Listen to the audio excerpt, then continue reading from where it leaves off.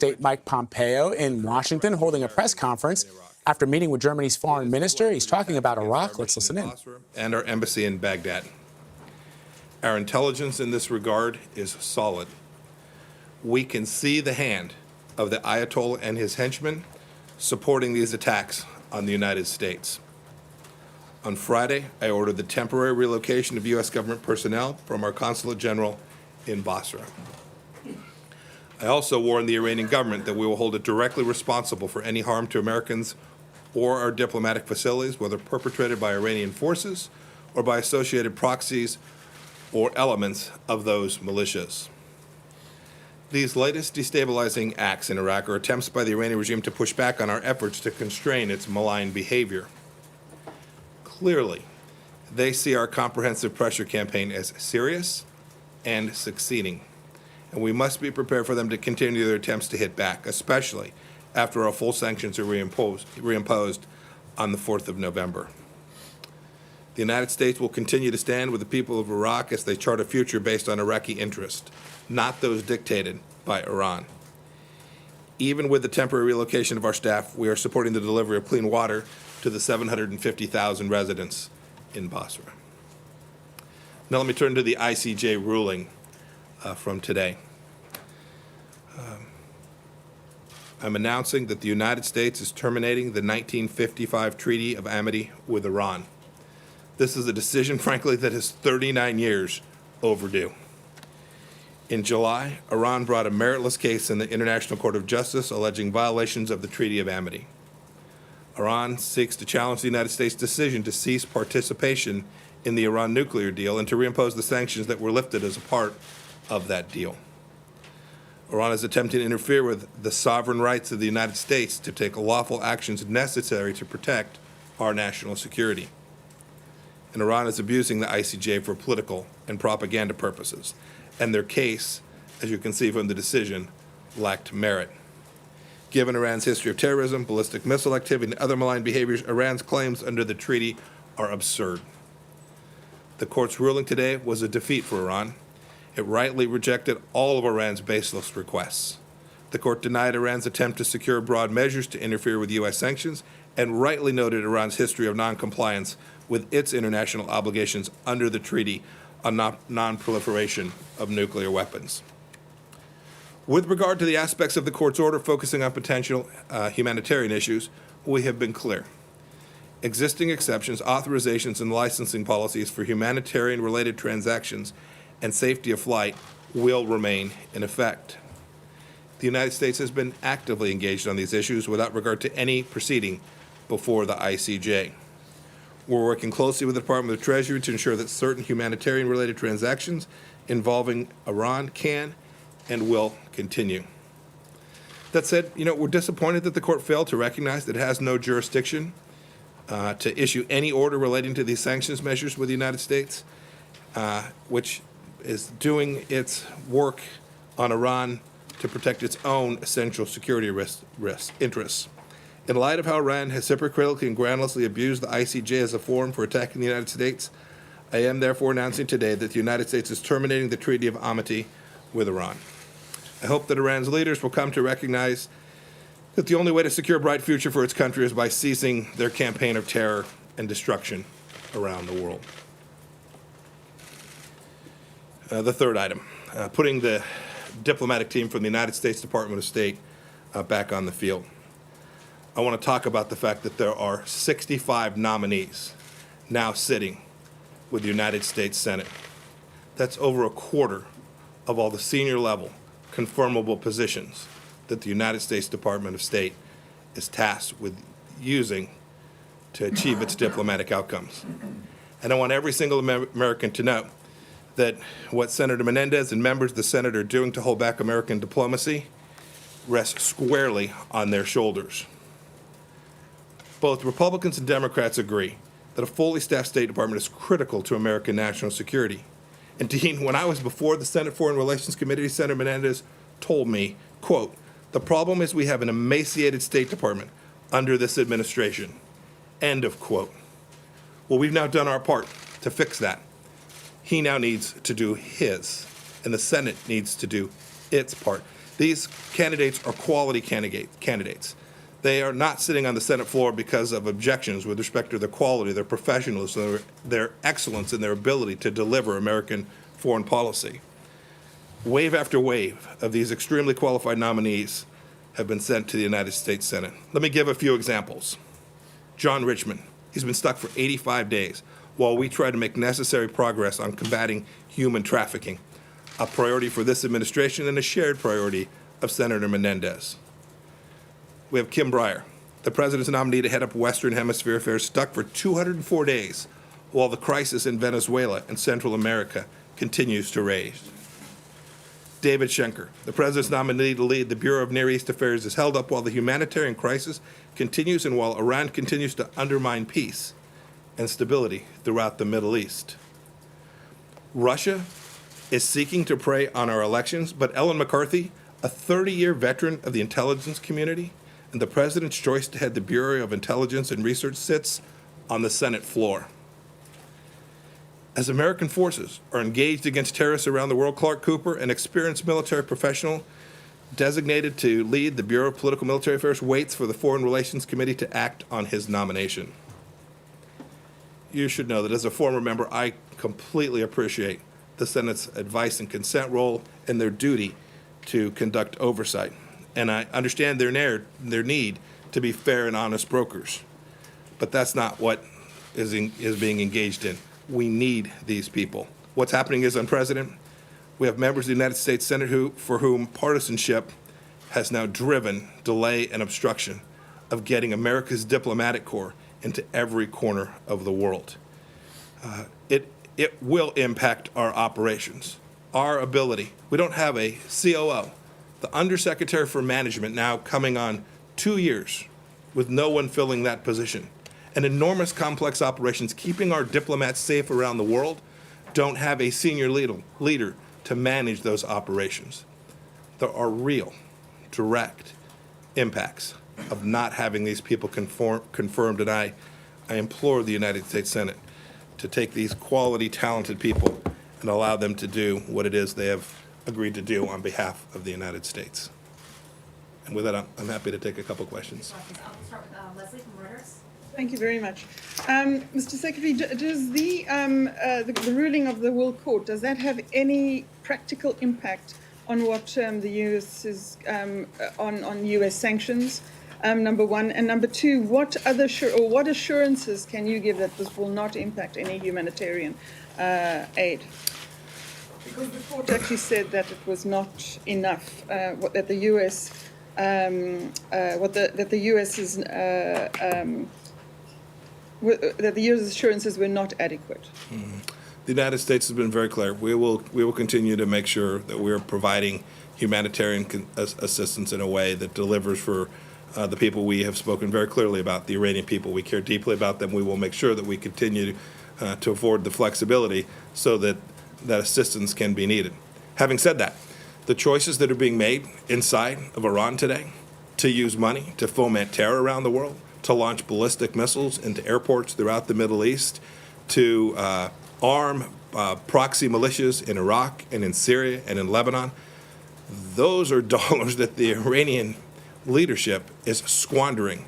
They could be providing humanitarian assistance to their own people, but have chosen instead a different path. A path of revolutionary effort around the world, showing utter disregard for the humanitarian needs of their own people. I wanted to ask about North Korea, Mr. Secretary. The North Koreans have a new commentary saying the end of war declaration issue should have been resolved half a century ago in light of your trip coming up. Will it be resolved this weekend? And if not, what would be the reasoning against offering this? So I'm not going to comment on the progress of the negotiations on the end of war declaration or any other items, only to say this. I'm very happy to be going back to get another chance to continue to advance the commitment that Chairman Kim and President Trump made back in Singapore in the second week of June. I'm optimistic that we'll come away from that with better understandings, deeper progress, and a plan forward, not only for the summit between the two leaders, but for us to continue the efforts to build out a pathway for denuclearization. Next question, Michelle from Al Ghura. Yeah, thank you. Mr. Secretary, Russia has delivered today S-300 systems to Syria. You said in the past that it's a serious escalation. Are you planning to take any measures in this regard? And my second question on Iraq, any comment on the election of Barham Saleh as a president and the designation of Adil Abdel Mahdi as a prime minister? So I've had a chance to speak with the new Speaker of the House and the new president. I've not had a chance to speak with the new the president designee as of yet. I hope to do so, and I am equally hopeful that they will follow through on the commitments that they made when we spoke. These are people that we know pretty well. They've been around the Iraqi government scene for some time, and what we talked about was building out an Iraqi government that was an Iraqi government of national unity, that was interested in the welfare and future good fortunes for the Iraqi people, not controlled by the Islamic Republic of Iran. It's something that was a shared set of objectives, and I'm very, very hopeful that we can continue to work with the Iraqi people and the soon-to-be completed formed new Iraqi government to deliver against that. Your first question was about the S-300. I'm certainly not going to comment on our intention on how we will address that, but my comments before were true.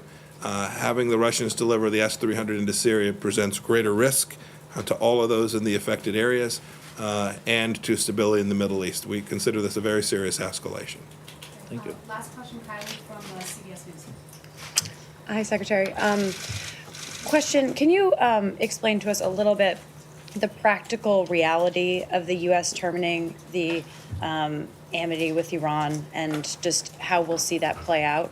And then secondly, just because we're going to North Korea, is there any time frame for what the U.S. wants to achieve, given that last week we heard President Trump say that the U.S. is not playing a time game, but you said that you want rapid denuclearization of North Korea completed by January 2021. Those are entirely consistent with each other.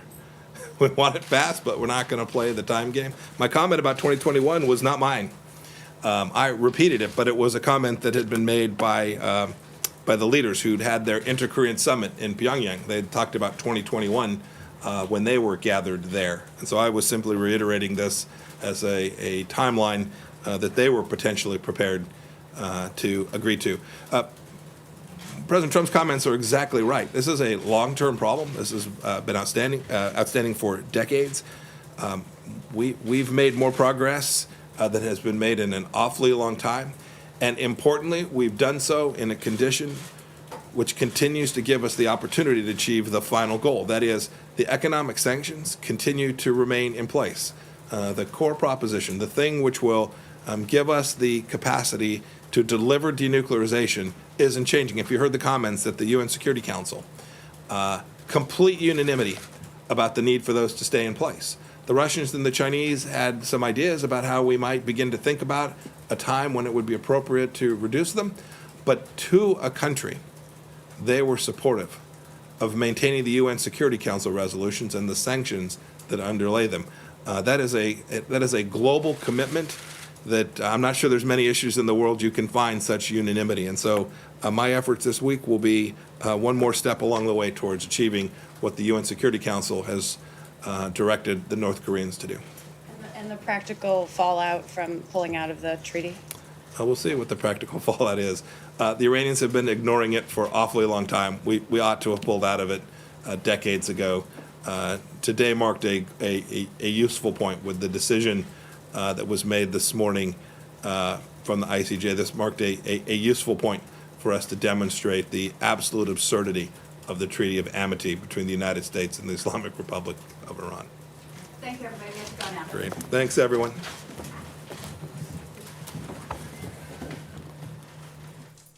All right, you've been listening to the Secretary of State, Mike Pompeo, delivering some remarks there in front of the press in Washington, D.C. The news out of this press conference is the Secretary has decided to remove the United States from a treaty between the United States and Iran dating back to 1955, the 1955 Amity Treaty. The Secretary reiterating what President Trump has said, which is that Iran has routinely and continuously violated multiple provisions of that treaty, the economic conditions and consular rights that that have been introduced for some 50 years now. The Secretary is saying that they are removing the United States from this deal. Also getting some questions there about North Korea. There is still outstanding details to be worked out, including the most important detail, which is the denuclearization of North Korea. That seems to be stalled. At one point, I think in speaking to our Kylie Atwood, who asked a question specifically about that, she mentioned that there's some timeline out there that suggests that it will be in 2021, but the Secretary has said that he wants it to happen quickly. Pompeo is saying, yes, quickly, and the timeline is one that was established by the leaders of North Korea and South Korea, and that he was just reiterating that he wants that to happen as well. So a fairly routine press conference there for the press, but hitting on those, I think, two key issues that a lot of people have always hit him on, which is what's going on with Iran.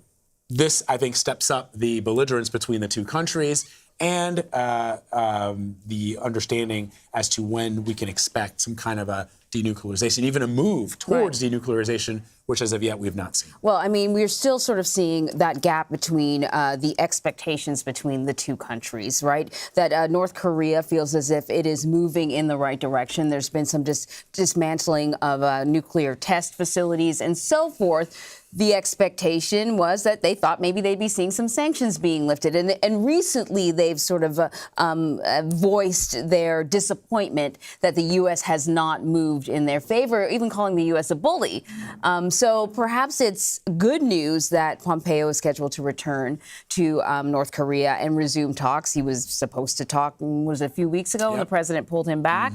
So perhaps this is an indication that things are moving forward. And I think that there's a worry that perhaps this trip that Pompeo is going to be taking soon to North Korea was going to be delayed again, and clearly not the case. Still moving forward.